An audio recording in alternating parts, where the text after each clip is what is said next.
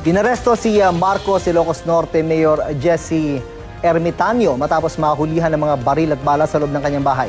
Ayon sa PNP, walang kaukulang dokumento ang mga armas. Nakuha mula sa bahay ng alkalde ang isang baby Armalite, 2 airgun at ilang bala.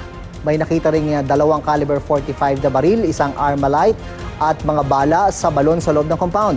Inamin ng alkalde na kanya ang mga nakuhang baril sa loob ng bahay pero itinanggi niyang iligal ang mga ito. Hindi rin daw sa kanya ang mga armas na nakuha sa balon. Dinala sa Police Provincial Office ang alkalde para sa booking procedure. Ayon sa PNP, ang paghalughog sa bahay ni Ermitanio ay bahagi ng investigasyon. Kaugnay ng pagpaslang kay dating Mayor Arsenio Agustin. Nitong June 3, pinagbabaril ang dating alkalde kasama ang kanyang driver. Ang nooy Vice Mayor na si Ermitanio ang pumalit sa pwesto ng napaslang na alkalde. Wala pang pahayag si Ermitanio kaugnay sa pag-uugnay sa kanya sa krimen.